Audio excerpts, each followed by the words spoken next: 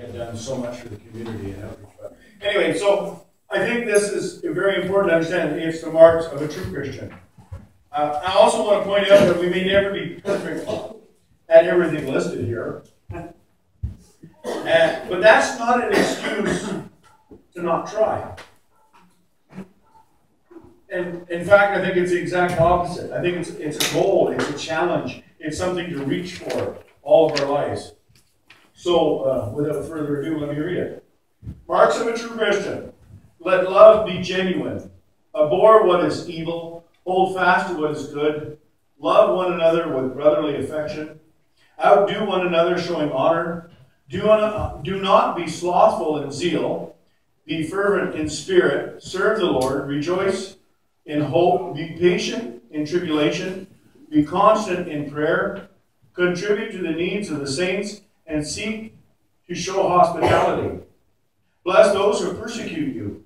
Bless and do not curse them. Rejoice with those who rejoice. Weep with those who weep. Live in harmony with one another.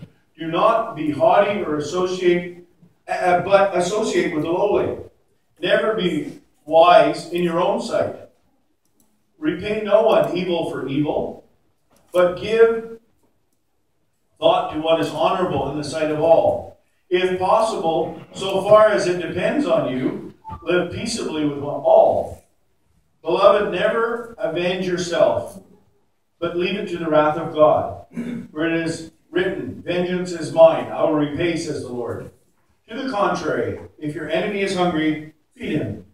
If he is thirsty, give him something to drink. For by doing so, you will heap burning coals on his head. Do not be overcome by evil, but overcome evil with good. I couldn't preach for a month on this, but I'm trying to get through it in one sitting. We start off in verse 9. Let love be genuine, abhor what is evil, hold fast to what is good. An interesting statement, isn't it, to say this? Paul is saying that there should be no room for fake love or pretend love. And we all went through high school. We know what fake love looks like, right, guys?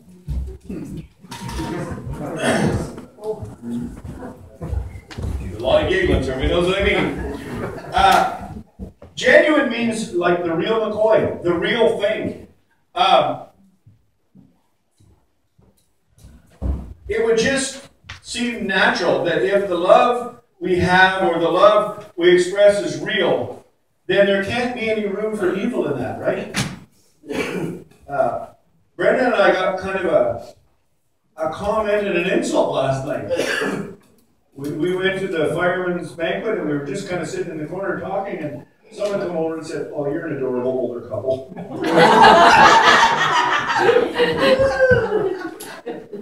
Still in love. 700 years. Anyway, but your love needs to be real, right? So he is saying that we need to hold on to love. Everything good. I love everything that is good and hate everything that is evil. And that's a big challenge. Let your love be genuine. Hold on to what is good and get rid of what is evil.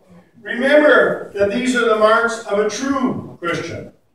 Love is the first fruit that's listed in the fruits of the Spirit. If we go to Galatians 5:22, but the fruit of the Spirit is love, joy, peace, patience, kindness, goodness, faithfulness. Love is the very first fruit. Also remember that Jesus could sum up all the commandments with love, right? Someone said, like, sum up the commandments, or what is the greatest commandments? And he said to them, you shall love the Lord your God with all your heart, with all your soul, with all your mind, with all your strength, and love your neighbors yourself. He summed up everything that God commanded Israel to do in two commandments, and they were both love. And really, if you think of it, if you love someone, you do not murder. If you love someone, you do not steal. If you love someone, you do not covet. If you love God, you follow His regulations. So it's all tied into love. Then he says in verse 10, love one another with brotherly affection, outdo one another in showing honor. You see, Paul goes deeper with this theme of love. And making sure that, and I had to do a pause there because I read this morning and this is what I wrote. I didn't put a comment in, okay? It said Paul goes deeper with the theme of lovemaking. That's not what I meant. Paul goes deeper with the theme of love, making sure that this love he thinks about is not some abstract concept, but is something we put into action. Right? Love is something we put into action. And we can choose to love. Right? And so he's describing Philadelphia. Philadelphia gets its name from phileo, brotherly love. The four loves, the Greek loves that are described. And he's saying it's an interaction, it's a family love. It's fitting because as believers, we sing that song, I'm so glad I'm a part of the family of God, right? We're family, and we are family. And some of us, you start coming to church, and I would challenge you, if you're just visiting, come for 6 weeks in a row. And then when you don't come, that feeling is kind of weird. I remember as a non-believer, it was like, I really didn't believe what you people believe. But I realized that I liked you. Sometimes a lot more than my family. but it is family. Brenda has a terrible week when she misses church. She gets up in the morning and she's coughing and she's like, oh, I gotta stay home tonight. And it's like, oh. She misses people. She misses family. You are family to us. And then he says, outdo one another in showing honor. And how do we outdo someone showing honor? Well, maybe the next time you hear someone tearing apart a fellow believer, maybe we should stand up and defend them. Wouldn't that be an interesting little twist on things? Verse 11. Do not be slothful in zeal. Be fervent in spirit and serve the Lord. I was trying to get at, because I'm a visual person, right? I have to get a picture in my head to think of this. What does slothful look like? So I asked Mark to show this video. Oh, sloths?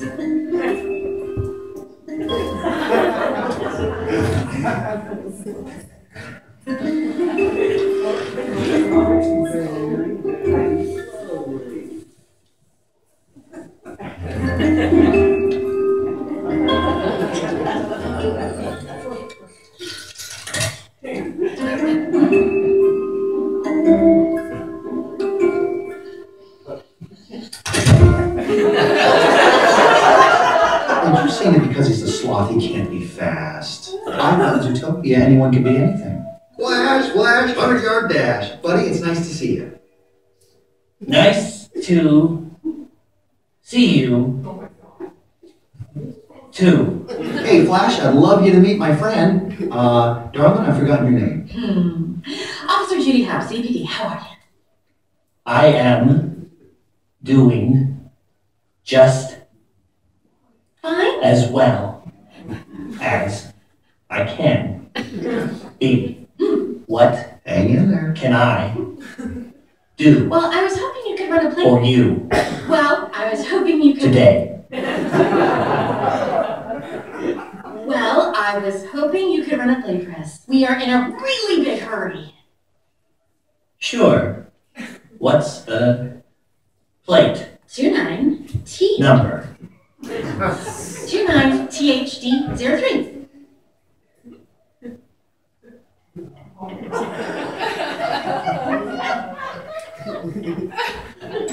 Two, 9, THD03. T, HD03. H, D03. D, 03. 0. 3. Hey, Flash, want to hear a joke? Sure. What do you call a three-humped camel? I don't know what do You call. 3-humped camel. 3-humped camel. Pregnant. I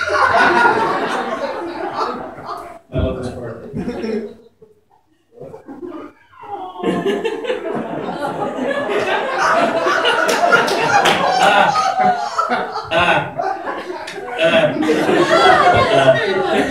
Can we please just focus on this? Hey, Wait. Priscilla.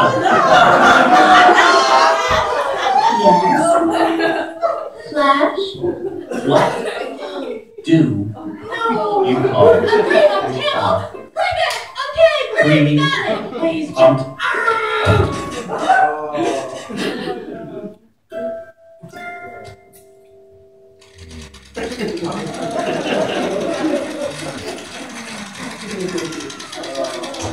Here, Yes.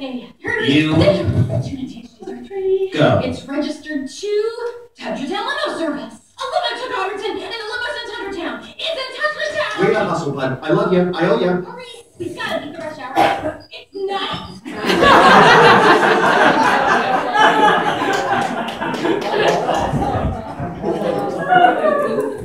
Do not be slothful. I mean, do I really need to say anything more? I mean, if we're that unexcited about our faith, can that be a mark of a true Christian? Well, I'm a Christian, but it doesn't really affect me.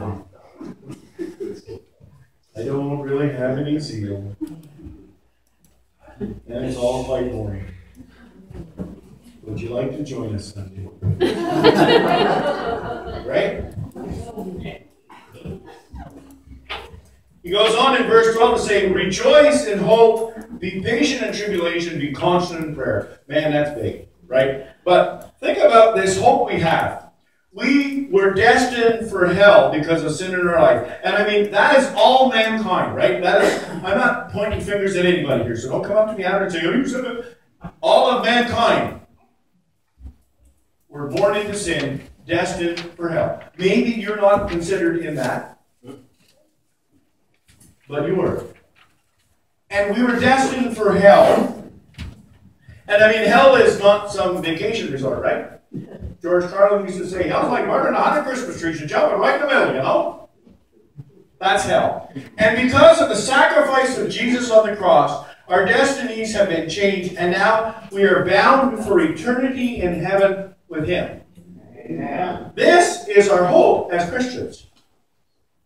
Should we not rejoice in this? Like, we live in a world that doesn't want us to, but to the world. Right? Should we not rejoice in this? We will go through some rough times.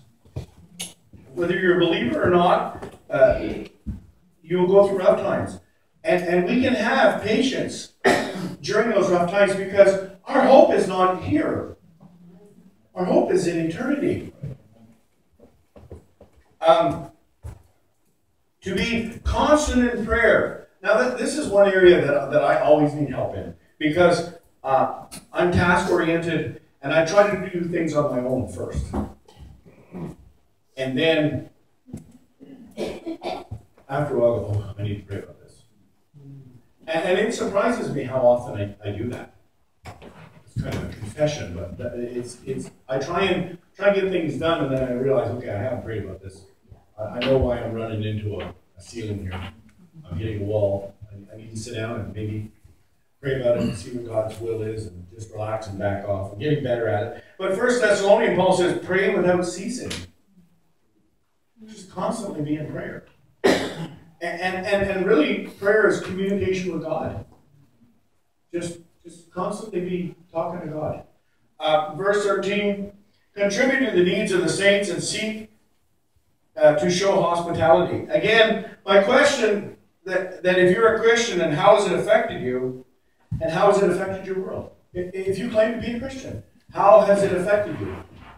And how has it affected your little corner of the world? James 2 says, so also by faith itself, if it does not have works, is dead. So we haven't been saved by works, but if it doesn't change in how you do things, then it's not real faith. But someone will say, you have faith and I have works, show me your faith apart from your works, and I will show you my faith by works. If your faith doesn't affect the way if your faith doesn't affect your life and how you live, what kind of faith is it? In verses 14 to 16, bless those who persecute you. Oh, this is a rough one. Bless and do not curse them. Rejoice with those who rejoice, weep with those who weep. Live in harmony with one another. Do not be haughty, but associate with the lowly. Never be conceited. Now, we know that Paul gains his teaching through Jesus. It's what Jesus taught. In Matthew, Jesus said, but I say to you, love your enemies and pray for those who persecute you. Now, that is hard to do. I challenged myself this week to do that. To pray, to set aside a time every day to pray for those 2 or 3 people that I know just can't stand me.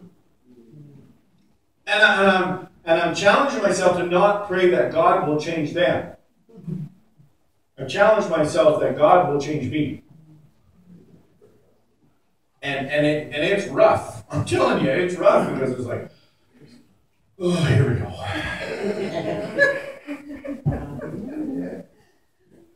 It's getting easier, but it's rough. And Jesus did. Because one of the things about Jesus is he doesn't just ask us to do stuff. He does what he asks us to do. There's nothing that Jesus asks us to do that he didn't do in his lifetime. Listen to this. Father, forgive them, for they know not what they are doing. And they cast lot to divide his clothes. He prayed this prayer from the cross to the people who were persecuting him, to the people who were killing him, the people who nailed him to the cross, the people who whipped him, the people who scorned him, the people who spit at him, the people who laughed at him. He's up on this cross, on the edge of death, and what does he do? Father, forgive them. Has there ever been a more sincere prayer? There's no gain in this for Jesus. There's no self-centeredness in this. This is all about them. And Paul is saying, be part of people's life. Laugh with them and cry with them. Yesterday, I did the funeral of my old hockey coach. And there was like 5 of us that were constantly together. There was Jamie Rankin, Scott Cameron, myself, Michael Rock, and Len Middlemas. And the 5 of us were like always having fun. And just say it that way. And Michael Rock passed away last year. And it was Scott Cameron's dad's funeral. And I haven't seen Scott since 1980. He left the last year of high school and moved out west. And so I saw him for the first time yesterday, and Jamie was there. And you know, I got to do all of that yesterday. We laughed together and we cried together at his dad's funeral. And Jerry Cameron ran the hockey program in Orangetown. And so like spent a lot of time down there at the arena and knew them all well. But after the funeral, after the crying, we got to sit down and talk about old times and laugh. And Paul says that's important. Be part of people's lives. We live in a world where there's so much pain and suffering. But if we honestly look, there's also great joy and laughter. You know, man has the ability to be so mean and so rotten. But man also has the ability to be so loving and so kind and do such incredible things for each other. So don't disconnect yourself from the world. Be there. Just be different. Don't let your faith be something that comes between you and someone else because you think you might be better than them. We are one decision away from being non-believers. Remember that. The only thing that separates us from anybody who doesn't believe is that one decision. We chose to believe. Verse 17, repay no one evil for evil, but give thought to do what is honorable in the sight of all. I have to say that this goes against everything I was ever taught as a child. I know that sounds weird, but I grew up in an Irish family. Repay no one evil for evil. My father had this theory. If it's bad enough to shoot, shoot to kill. Someone hits you, you hit them with everything you have. And that's how I was taught. And I was brought home from a vacation because my cousin got hurt, and I had to come home and settle the score. Like, that was how my family would raise us. And we had 3 boys in the family. My dad would build boxing rings in the back lawn with pickets and garden hose and cardboard and let us go at it. There was a typical mindset in our family. And so to not repay someone evil for evil, like, just goes against so much that I was ingrained in me as a child. Paul is teaching us how to face the hostile world we live in. And again, he gives the example of Jesus. Jesus says, but I say to you, do not resist the one who is evil. But if anyone slaps you on the right cheek, turn to him also the other. And you know, I realized something in my father's teaching that was so bizarre. I realized my father wasn't that far off. Because my father never really taught me to defend myself. He taught me to defend others. And I remember someone says, you know, if someone slaps you in the face, go ahead and turn the other. That doesn't mean you can't defend your family. That doesn't mean you can't look after people. You can't, you know, it's just defend others. But let them do what they want to you. It's okay.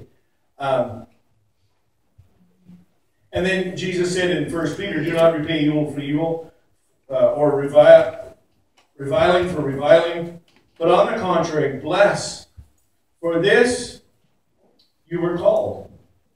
For this you were called, that you may obtain a blessing. He is warning us that our reaction as to how someone might be treating us will be seen by those around us. Right? Because in that scripture it says that. He says, honorable in the sight of all. So how we react to the way people treat us is being watched by the world. But we live in a world where nothing's secret anymore, right? Everybody has phones with cameras on. Everybody is filming everything. It is amazing. We all live in a fish world now. Then in verse 18, if possible, so far as depends on you, live peaceable with all. Notice he says impossible. And I think that's important to look at, because sometimes there's just no way to get along with certain people as much as you try. There's people out there that hate your guts. And I know we don't like that, but it's just reality. And some people you just can't get along with. That doesn't mean you fight with them. That means you just stay away. Avoid. As much as you can, be peaceable with them. Yet we are called to do our best to get along with people. In Luke 6, he says, blessed are you when people hate you, and when they exclude you, and revile you, and spurn your name as evil on account of the Son of Man. So what he's saying is, Jesus uses strong words here as proof of the fact that some people will just hate you, even if you have done nothing wrong to them. They hated him the same way. That's why they killed him, right? So if they hated us because of our connection with Christ and our desire to follow him and follow his example of living love, then we are blessed. Jim Ennis, I love Jim Ennis. He was my first pastor, and this was his first pastor. He came here right out of seminary. And he made a statement or a question one day when I first started coming here that affected me. You know how I talk about how words haunt me? They get in my head. And this was probably the first time it happened. He said to me, if it was against the law to be a Christian, okay? Like if they passed a law tomorrow in Quebec, and who knows, this might happen in our lifetime. Linda and Roland live in Vietnam. It's against the law. So if it was against the law to be a Christian, starting Monday morning, would there be enough evidence in your life to convict you? Man, that has followed me now for 28 years. Because for a lot of times I'd have to say no. And sometimes I go, yeah, maybe. Now I hope so. But, so if people hate you because of the evidence of this in your life, then you are blessed. And then verse 19, beloved, never avenge yourselves, but leave it to the wrath of God, for it is written, vengeance is mine, I will repay, says the Lord.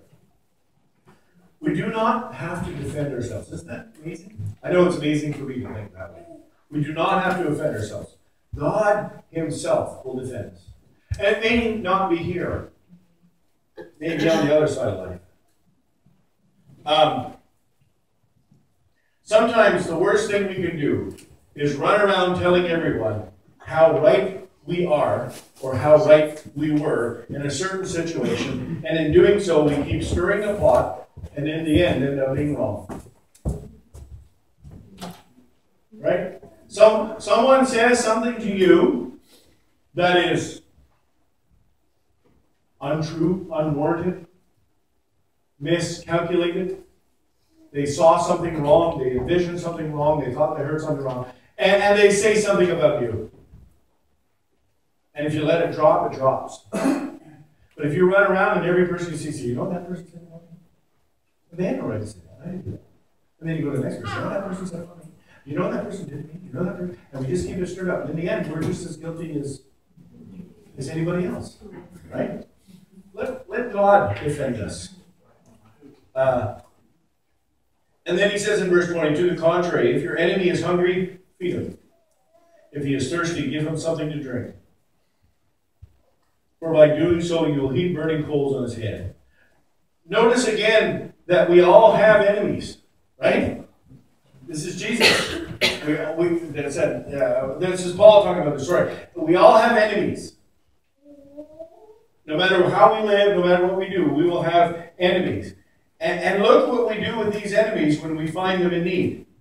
Hungry equals feed them. Think of the person that hates you. Okay? And if you can't, well, okay. But if you know someone that hates you, and if you walked out here today, and they were standing out on the road and they said, hey, have you got any food? How would that make you feel? Or maybe they don't even ask you. Maybe you just know. And maybe you're not supposed to get any credit. Maybe you're supposed to drop it off. And this is a challenge to all of us. This is not call Pastor Randy to open the food pantry, which I don't mind doing, and getting some food and taking it to them. Maybe it's call Pastor Randy and say, could you open the food pantry? I need to get some food for someone. And I'm going to take it and drop it off. Wouldn't that blow them away? The person who is your enemy. And the same thing, if they're thirsty, give them something to drink. He doesn't mean, and when he says it'll heap burning coals on their head, he doesn't mean it will condemn them to hell. He means it will drive them nuts. Because it will. It will. It will drive them crazy. In a good way. In a good way, yes. Because they will look at what you have done and how you have reacted in kindness. And don't kid yourself, they will know how they have acted with you.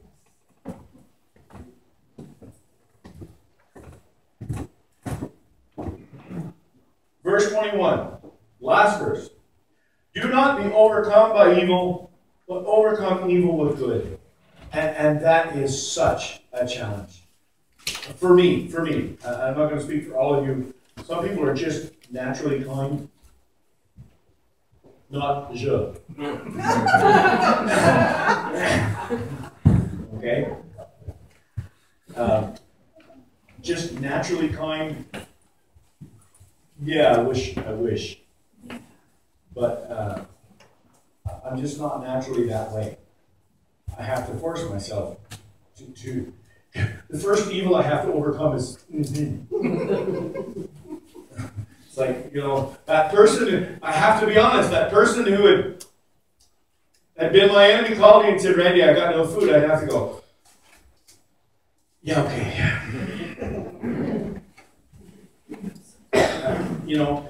But in this we can overcome that evil. We can overcome evil. But to overcome is to have victory over it. To have victory in that relationship. To have victory in that struggle. To have victory in that place where there has been so much abrasion for years and years. Scripture is telling us we can overcome that by doing good. Because let's face it, trying to overcome evil with evil has not been that successful, has it?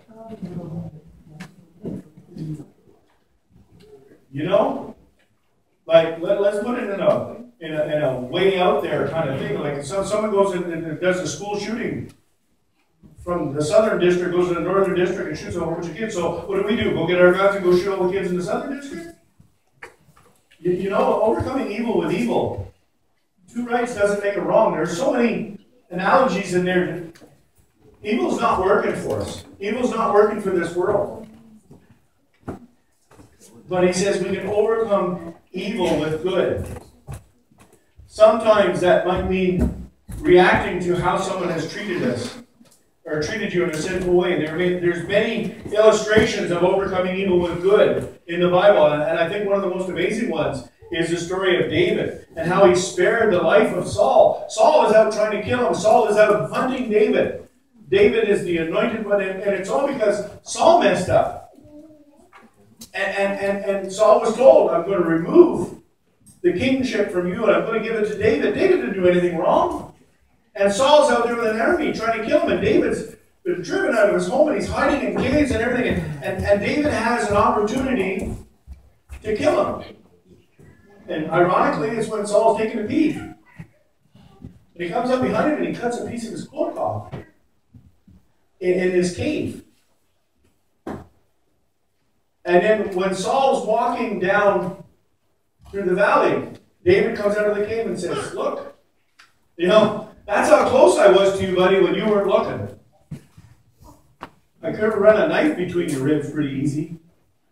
But I didn't. I didn't repay. And Saul says to David, you are more righteous than I, for you have repaid me good, whereas I have repaid you evil.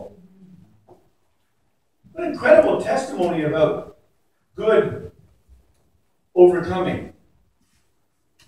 Look at Jesus and realize he died on the cross for the Roman soldiers who nailed him to the cross. I mean, we could have said, no, okay, this is nuts. I'm not doing this. You treat me like this? But no. I mean, Christendom likes to think that he died for Christians, but no, he died for sinners. He died for the ones that drove the nails through his hands. He died for the ones who whipped him. He died for all of us. People who deliver evil expect evil in return. But let's bless them with kindness. Let our living testimonies shock them into taking a look at the cross. Let's overcome evil with good. Let's stand.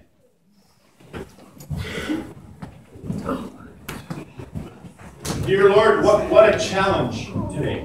What a challenge to look at our enemies in a different light.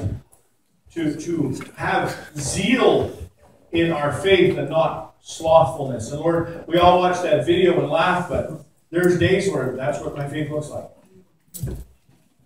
There are days when people would look at me and go, why bother being like that? Help us to rejoice in our eternal destination. Help us to have joy in our hearts for our relationship with you and with each other. Help us to be a family that loves people, no matter who they are or where they come from, or what they say and do about us. Help us overcome evil with good. In Jesus' name, amen. Have a good week.